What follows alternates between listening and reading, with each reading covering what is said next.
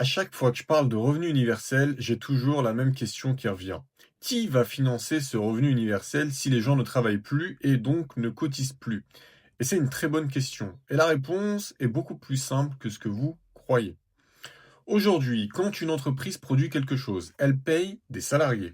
Ces salariés payent des impôts. Ces impôts financent les services publics, les retraites, les allocations, entre autres. Tout le système tient parce que le travail humain est au centre. Le travail génère le salaire génère l'impôt et l'impôt finance la société. C'est une boucle. Maintenant, remplacez le salarié par une IA ou un robot. L'entreprise produit toujours, elle produit même plus et elle produit pour moins cher.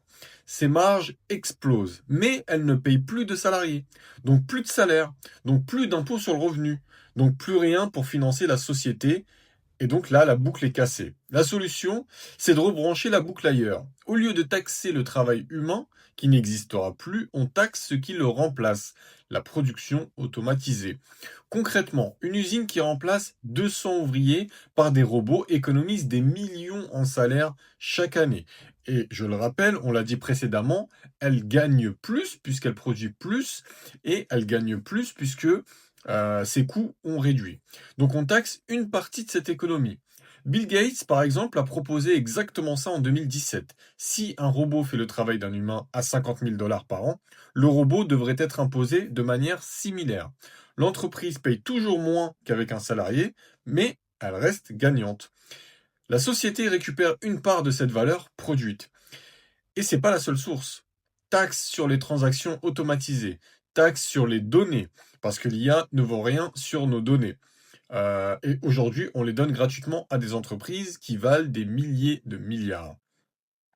Et une part des bénéfices des géants tech qui vont devenir des entreprises les plus rentables de l'histoire, justement parce qu'elles n'auront quasiment plus d'employés. Et maintenant, le chiffre qui change tout. La France dépense déjà plus de 900 milliards d'euros par an en protection sociale. 900 milliards. Retraite, chômage, RSA, allocation, aide au logement, etc., etc. Le revenu universel ne s'ajoute pas à tout ça. Il simplifie un seul versement pour tout le monde, sans bureaucratie, sans contrôle, sans 36 organismes différents pour réguler et pour contrôler. L'argent va directement du fonds aux citoyens. Parce qu'on peut imaginer un système où justement l'IA et les process automatisés ont optimisé toute cette bureaucratie qui fait qu'il y a plusieurs couches, etc., etc. La richesse ne disparaît pas. Quand les humains arrêtent de travailler, la richesse augmente. Les machines produisent plus pour moins cher. Le problème a jamais été il n'y a pas assez d'argent. Le problème c'est comment on le distribue quand le salaire n'est plus le tuyau, n'est plus la source de tout ce système. Le revenu universel, c'est pas juste un nouveau tuyau, pas de l'argent magique, de l'argent redirigé.